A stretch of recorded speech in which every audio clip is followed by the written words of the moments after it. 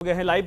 सुमित, वाकई में अब जिस तरीके से पोर्टफोलियो सामने आ रहे हैं, ये जो सवाल अब तक सुबह उठ रहा था कि आखिर कैसे सामंजस्य बिठाया जाएगा, कैसे पोर्टफोलियो बांटा जाएगा, कैसे आपस में संतुलन बैठेगा, वो क्या दिख रहा है आपको इस वक्त?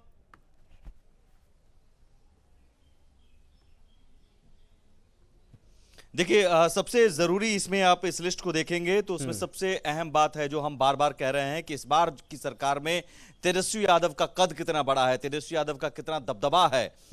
पहला संकेत जब आपने देखा कि तेजस्वी यादव ने जो घोषणा की, उस घोषणा को स्वतंत्रता दिवस के मौके पर सीएम नीतीश दोहराते हैं और 10 लाख नौकरी के साथ 10 लाख रोजगार की बात करते हैं। तेजस्वी यादव का दबदबा, तेजस्वी यादव का कद उसी से समझा जा सकता है। और पोर्टफोलियो में अगर आप देखेंगे तो तेजस्वी यादव के पास 4 ऐसे विभाग हैं जो सबसे अहम विभाग हैं, सबसे बड़ा विभाग है स्वास्थ्य, पथ निर्माण, नगर विकास एवं आवास, ग्रामीण कार्य। ये 4 महत्वपूर्ण विभाग माने जाते हैं संजय, और इन चारों विभागों को तेजस्वी यादव ने अपने पास रखा है।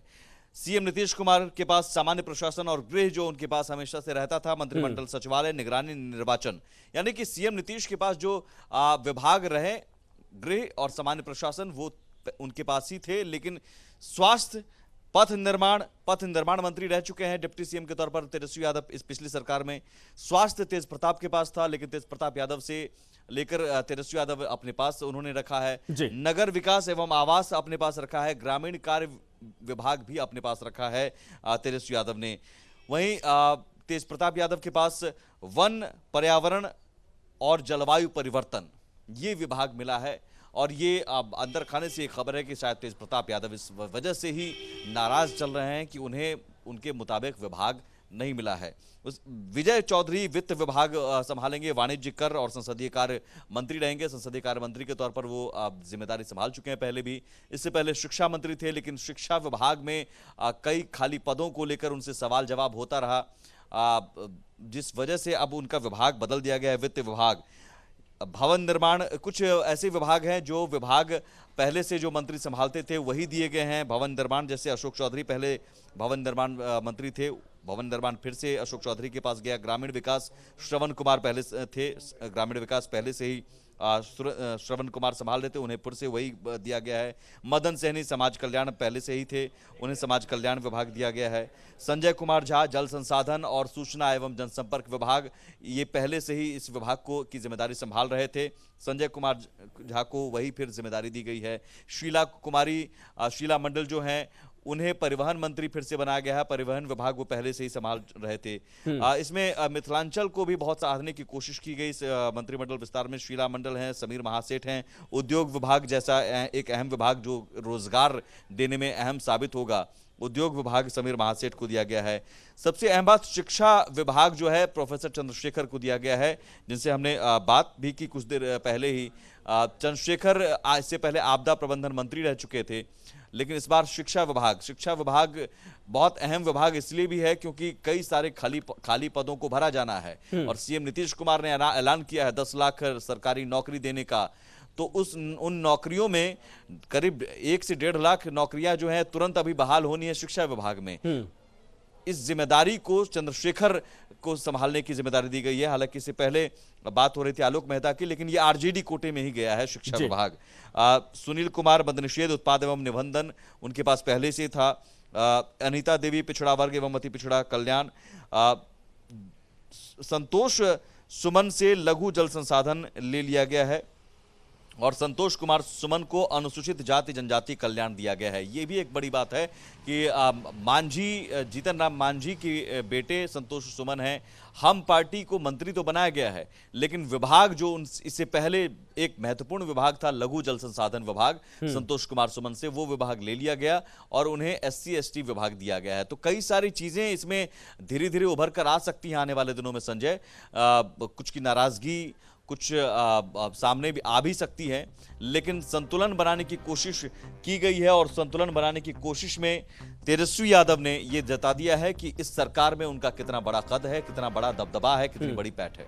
नहीं, बिल्कुल सही कहा। और इस बार चर्चा इस बात को लेकर भी है कि इस बार MY समीकरण से हटने की कोशिश की है तेजस्वी यादव ने, और जाहिर सी बात है इनके कोटे से जितने मंत्री बनाए गए वो A to Z ये आने वाले वक्त को लेकर साधा गया है, ये पूरी रणनीति तैयार की गई है, या फिर कैसे इसको देखा जाए?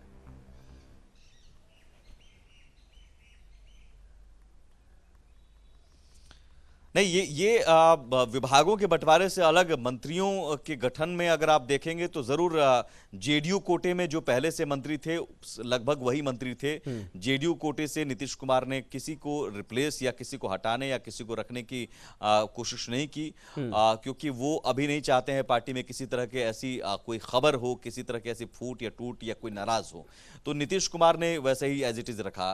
चुनौती तेजस्वी यादव के सामने थी, लालू यादव के सामने थी कि कैसे मंत्रिमंडल बंटवारे में कोई नाराज ना हो, कोई सब खुश रहें। तो उस कोशिश में कई नाम ऐसे संजय आए कि हम लोगों के पास कंफर्म आ गया था, लेकिन लास्ट आवर में आखिरी मिनट में वो नाम बदले गए। जरूर एमवाई समीकरण में यादवों की संख्या सबसे ज्यादा है, फिर मुस्लिम है, कुछ सवर्णों को जगह दी गई है, तो A to Z बनाने की कोशिश तो की गई है, लेकिन उनका अपना समीकरण एमवाई है जो जिससे वो नहीं हट सकते हैं, क्योंकि उनका अपना एक बेस वोट बैंक है। आरजेडी के पास अपना एक बेस वोट बैंक है। लेकिन जरूर तेजस्वी यादव का एक संदेश देने की कोशिश कि वो सवर्णों को भी साधने की कोशिश करते हैं, सवर्णों को भी साथ लेकर चलने की कोशिश करते हैं एमवाई के अलावा, और वो नाम इसमें झलक रहे हैं। लेकिन विभागों के बंटवारे में गौर करेंगे तो सबसे अहम यही बात है कि ये तेजस्वी की सरकार, नीतीश की सरकार या फिर तेजस्वी की सरकार, क्योंकि तेजस्वी का दबदबा इस सरकार में सबसे ज्यादा रहने वाला है। तेजस्वी यादव का कद इस बार जो है बहुत बढ़ चुका है इस सरकार में। पिछली बार जब आए थे तो पहली बार मंत्री बने और डिप्टी सीएम बने थे, अनुभव कम था, विभागों को चलाने की जिम्मेदारी पथ निर्माण विभाग दिए गए थे, लेकिन शायद उस 18 महीने में उन्होंने एक अपनी काबिलियत कह लें या अपनी कोशिश कह लें, उससे लोहा मनवाया। लोग उनके काम को याद करते हैं, वो कहते भी हैं कि हमारे 18 महीने के कार्यकाल को देख लीजिए। उसके बाद जब नेता प्रतिपक्ष के तौर पर जिम्मेदारी मिली तो और मैच्योरिटी के साथ वो उभर कर सामने आए तेजस्वी यादव। शायद यही वजह है कि लालू यादव ने तेजस्वी यादव को आगे कर दिया है। आरजेडी में साफ साफ एक संदेश चला गया है कि तेजस्वी यादव ही अब संगठन संभालेंगे। तेज प्रताप यादव को कैसे संभालेंगे, तेज प्रताप यादव को कैसे साथ लेकर चलेंगे, ये देखना होगा, क्योंकि तेज प्रताप यादव समय समय पर मुश्किल बढ़ाते हैं और उन्हें जो विभाग उससे पहले था स्वास्थ्य विभाग, वो विभाग न देकर वन जलवायु परिवर्तन और पर्यावरण विभाग मिला है। तो और स्वास्थ्य विभाग खुद तेजस्वी यादव ने तेज प्रताप से लेकर अपने पास रख लिया है। तो ये एक बड़ी चुनौती होगी। हालांकि सत्ता होने पर सब एकजुट रहते हैं, विपक्ष में होने पर अलग अलग होता है। सत्ता अगर है तो सब एक साथ रह सकते हैं, नाराजगी अंदर खाने में अगर होगी भी तो वो दूर हो सकती है। बिल्कुल। लड़ाई 2024 की है। 2024 में अगर नीतीश कुमार को दिल्ली जाना है, विरोधियों को एकजुट करना है, तो यही वजह है कि वो सबसे पहले कोशिश उनकी थी कि घर में हम खुश रखें, तेजस्वी को खुश रखें, यानी आरजेडी को खुश रखें। और आरजेडी को खुश रखने के लिए उन्होंने जो विभाग तेजस्वी ने मांगा वो विभाग मनमाफिक विभाग दिए गए हैं। गृह छोड़कर, गृह पर जरूर गृह भी मांगा जा रहा था, लेकिन गृह विभाग नीतीश कुमार ने अपने पास रखा है। स्पीकर तक दे दिया गया है, स्पीकर भी आरजेडी कोटे से अवध बिहारी चौधरी होंगे, ये भी तय है। तो स्पीकर तक दे दिया गया है, जो विभाग मांगे गए वो विभाग दिए गए हैं। इसी से अंदाजा लगा सकते हैं कि नीतीश कुमार इस बार आरजेडी को साथ लेकर पूरी मजबूती से साथ लेकर जाना चाहते हैं। कांग्रेस को अपने कोटे से उन्होंने मंत्री दिया है, 2 विभाग जो 2 मंत्री बनाए गए हैं।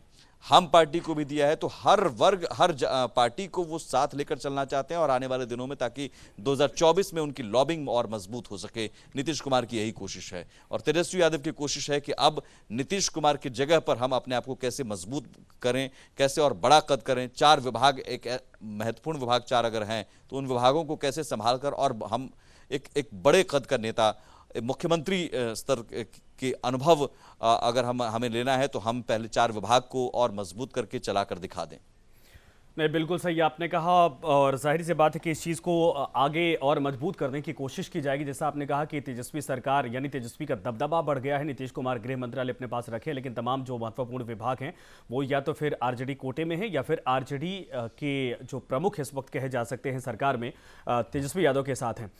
फिलहाल ये बताइए कि कब तक ये मंत्री जाकर ऑफिशियली अपना पदभार ग्रहण करेंगे? अब तो चूंकि शपथ भी पूरी हो चुकी है, विभाग का बंटवारा हो चुका है और अब अगर नाराजगी होगी, मनमुटाव होगा तो आने वाले वक्त में वो दिखाई देगा। 4:30 बजे कैबिनेट की बैठक है संजय, 4:30 बजे अब से कुछ देर बाद। जी जी, जी 4:30 बजे कैबिनेट की बैठक होनी है और कैबिनेट की बैठक में हमने कई मंत्रियों से बात की और सबसे यही सवाल पूछे गए। 10 लाख नौकरी का सवाल है साहब, 20 लाख अब नौकरी और प्लस रोजगार का सवाल है। तो हो सकता है कि आज जब कैबिनेट की बैठक, दूसरी कैबिनेट की बैठक है, लेकिन पहली कैबिनेट की बैठक में तो सीएम और डिप्टी सीएम खुद थे। एक विधानसभा के विशेष सत्र को लेकर सिर्फ प्रस्ताव था, लेकिन इस बार आज कैबिनेट की जब बैठक होगी, फुल फ्लेज सरकार जब बन चुकी है, तो उन मंत्रियों के साथ जब कैबिनेट की बैठक होगी तो कई सारे अहम प्रस्ताव हो सकते हैं। उसमें एक अहम प्रस्ताव बहाली को लेकर, नौकरी को लेकर एक संदेश देने की कोशिश होगी। हो सकता है कि कुछ बहालियों को लेकर उसमें फैसला लिया भी जाए।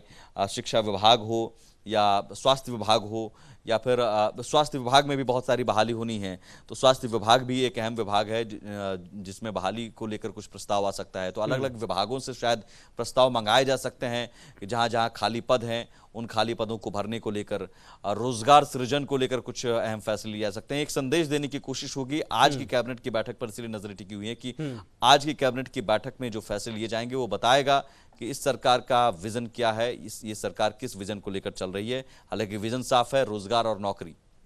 बिल्कुल सही आपने कहा। सुमित, धन्यवाद इस पर तमाम जानकारी के लिए। बड़ी खबर है आज की ये